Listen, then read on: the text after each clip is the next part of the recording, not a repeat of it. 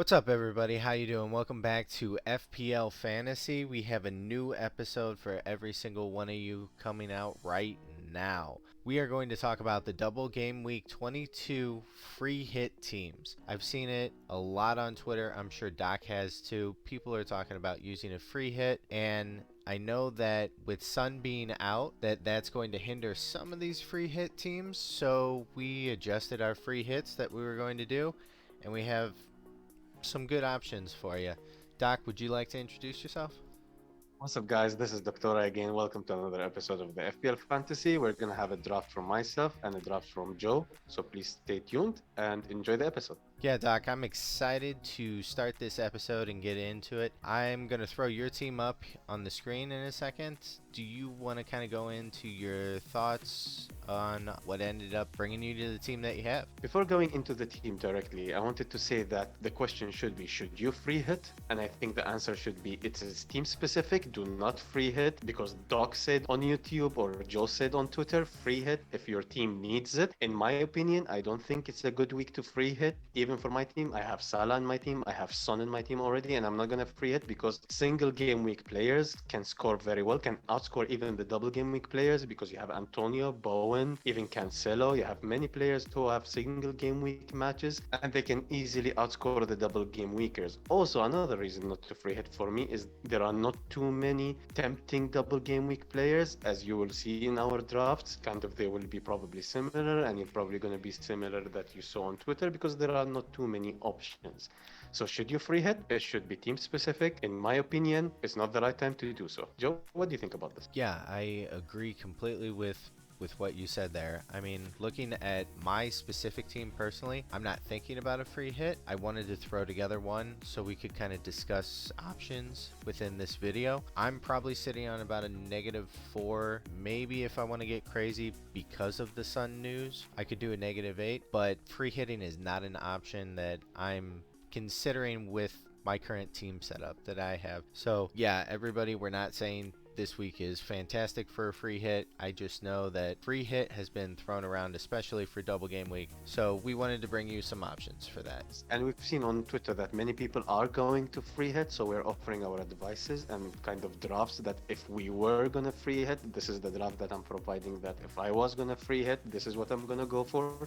Also, before going into the team, I wanted to mention that you shouldn't make any early transfers because postponements are still possible. FA Cup are being played literally as we're recording this, and you're gonna see is actually affecting my draft slightly. It is possible if you are 110% you're gonna free hit, you might want to make your transfers to save on some price changes, although price changes are not volatile because not many people are making their transfers at the moment. So I recommend do not make early transfers unless you're 110% sure that you're gonna free hit. Also, in my draft, I left a bit of money in the bank for people to see and they can kind of tinker and remove one player here, one player there. So my draft is quite flexible. I have many people on the bench. You need only 11 players to play for you in the double game week, but I have some players on the bench that are expensive, but they have double game weeks kind of as another option if you would like. What do you think about that, Joe?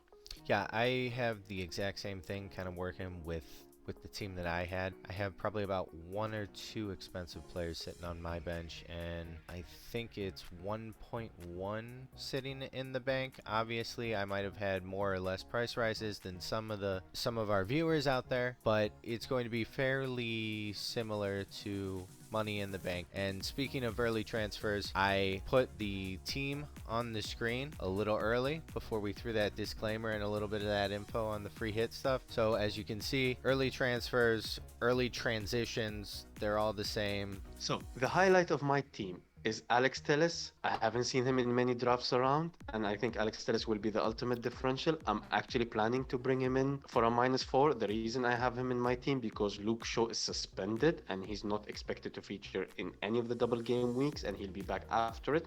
So Alex Telles can be a very nice differential for you, and I have him in my defense. That's why I'm having Lloris as a goalkeeper instead of David De Gea, because I wouldn't like to double on Manchester United defense, although they have nice fixtures. fixtures. Both are away, but they are nice fixtures for maybe defensive returns, but I don't see it happening the way that we are playing currently. Naturally, you're going to have Trent Alexander-Arnold. I tweeted about two players in this team. The third one is a third option between McNeil and Lookman. If you see the midfield that I have for you here, McNeil hasn't featured. Burnley are playing right now as we are recording, and McNeil is not even in the squad. So if he's suspected for illness, I wouldn't get him in. I would bring Lookman instead.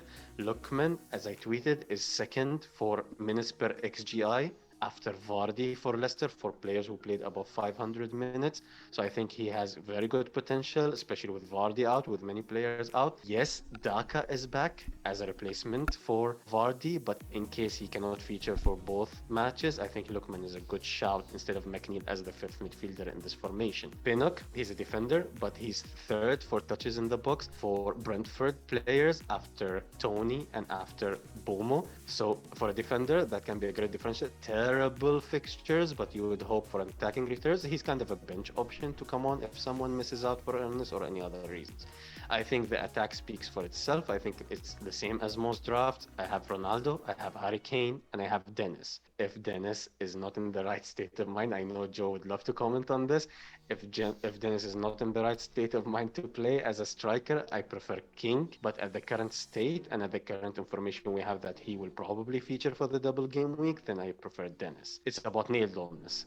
If Dennis is not nailed, then it's King. The rest of the team speaks for itself. I like Lucas Moura there. I like Mount there. When you're planning a free hit, you're literally trying to maximize your points only for this game week. You're not thinking about any other game weeks. And I think those options in the team that I have provided are the best options to give you the most points possible for this current game. Joe? Well, we already kind of knew that, you and me. We'll definitely have a little bit of similarities there, especially with the front line. Like you had mentioned, Dennis, what headspace is he going to be in at Watford? As you know, and if you've ever played football before, your headspace can change what ends up happening on the field. No matter how good of a player you are, no matter how good you're performing. Some managers might get extremely worried about where Dennis's head is. Go with King. It's going to be your safe option. It's still going to allow you to get those great Watford fixtures right in there. The one thing that I wanted to mention about is you said Telles was kind of your punt defender. You hadn't seen him in a lot of managers' free hits. I haven't seen him in a lot of managers' free hits. I think Pinnock is actually the surprise in your team for me because I haven't seen a single person even consider Brentford at all. Doesn't matter defense, offense, anything like that. And obviously there's a lot of free hit teams and a lot of managers out there that own De Gea. So me seeing a Manchester United defender in there doesn't surprise me at all. Surprises me a little bit that you didn't go for the goalkeeper, but I understand with you have either a Spurs defender or a Spurs goalkeeper, Man U defender, Man U goalkeeper. Makes sense. Like I said, I was much more surprised to see a Brentford player just in your draft, let alone defense. So Pinnock is basically a fourth or a fifth defender. He's going to be on the bench, but like I said, he has very nice attacking threat. He has terrible fixtures, but he has the price and decent attacking threat. So if you would need him to come on, then he's an option, but he wouldn't be in the starting 11. Yes, I see why the fixtures are terrible, but Liverpool are missing Mane and Salah and key players. Manchester United are not playing the best currently, so I can see some possibility for attacking returns from Pinnock. Yes. all right, here we go. So here is my free hit team. It is not too dissimilar from some of the players that I have in my team currently. I think I'm really trying to maximize the points on our double game week 22 rather than just get in all double game week players and hope everybody scores. And that was kind of my mindset from it, where I see a lot of managers are very much like, you know, Tony has a double, and all these teams that may necessarily not have great fixtures, hey, we're still bringing them in because they have a double. That means they can at least get 4 points the whole game week. That's great. I'd be happy with 4 points from any of my players. I think there's more points out there to be had with our single game week players.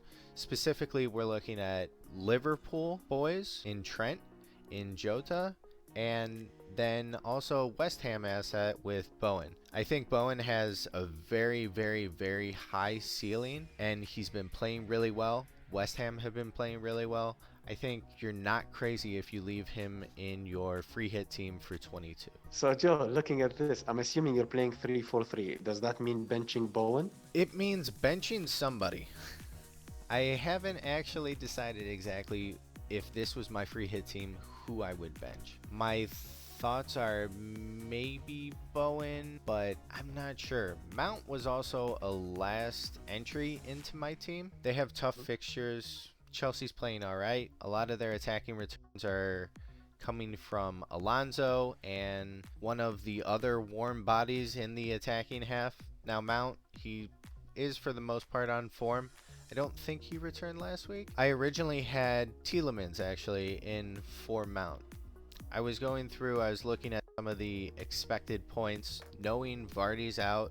As I mentioned in our last video, if Vardy and Mads are out, or one of them is out at least, Tielemans usually comes in, he shows up, he's much more involved in the attack of Leicester. So Tielemans was a guy that I had that was a double. I think he might actually have a higher ceiling than Mount also, just due to Mount's attacking returns, and Chelsea is kind of spreading the attack all around, even though Mount's the highest returning player currently for Chelsea, if I remember right. Yeah, I'm not sure.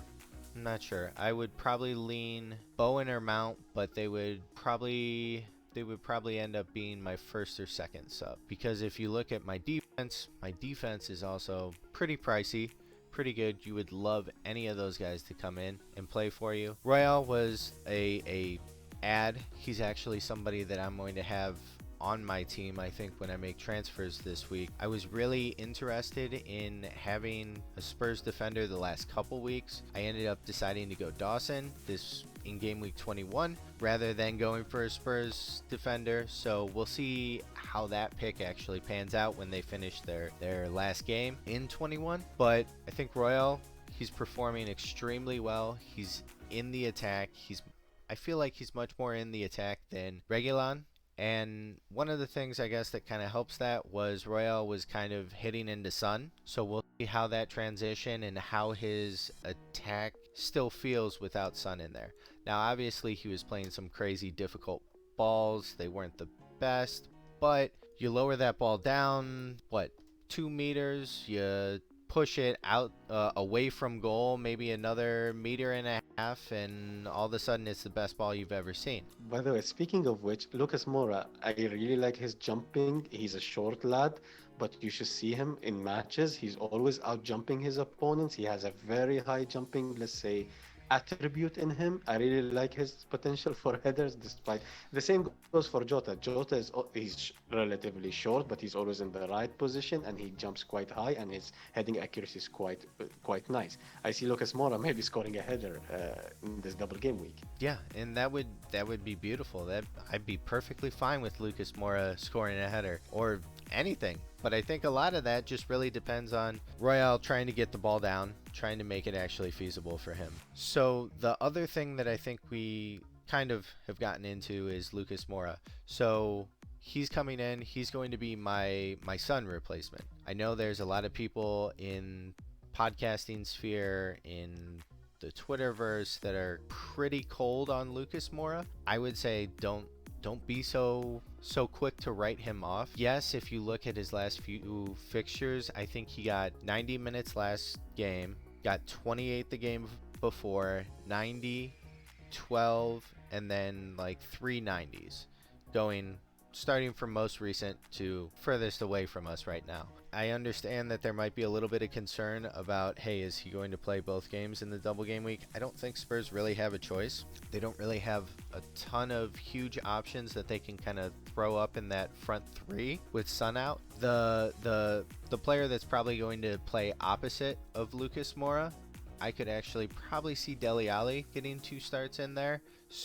So I think Dele Alli, he's been very energetic. He's been happy to play. He's been somewhat flourishing under Conte. I think he's a good player. He's going to create a lot of havoc, which is going to open up a lot of opportunities for Mora and Kane to get in there and get some attacking returns, get on the end of Regulon, Royale, whoever sending the balls in the box. I don't think it's as crazy as a shout as a lot of creators are saying Lucas Moura might be. So I've noticed our midfield is virtually identical. Our attack is virtually identical. Where we differ is a bit in the defense, and let's say Emerson is basically my Lloris, and we have both Trent. So and De Gea is basically my Telles. Where we differ is Alonso and Livermento. Let's say Livermento is your fifth defender. So what do you think about Alonso, Joe? I think Alonso is a very interesting player in that Chelsea attack. Really, he's really an attacker, and I think he's been pulling out a couple returns over the last few weeks that a lot of people wrote him off for, since he kind of started into the position when Chilwell got hurt, being not as dynamic as a lot of managers had expected for him. So I don't think that he's bad to have in your team, and I just think that he's got more in the tank to give. How are you feeling about Alonso, even though you don't have him in your team there? I have him in my team, but I'm not free hitting, so I will have him for this double game week. I wouldn't say I'm very happy about it because he's playing the first fixture versus Manchester City. Anything can happen this Manchester. He can get a red card. He can get minus points. So I wouldn't be very happy, especially with the way that Chelsea defense are playing nowadays. They're conceding goals. They're not keeping clean sheets. Alonso is prime for attacking returns. He's on free kicks. He's on corners. He's always in the opposition's box. So I like him. But I wouldn't have him in my free hit team this current game week, mainly because of the Chelsea fixture and mainly because of the Manchester City fixture and possibly some rotation risk if Tuchel decides to play someone more defensive instead.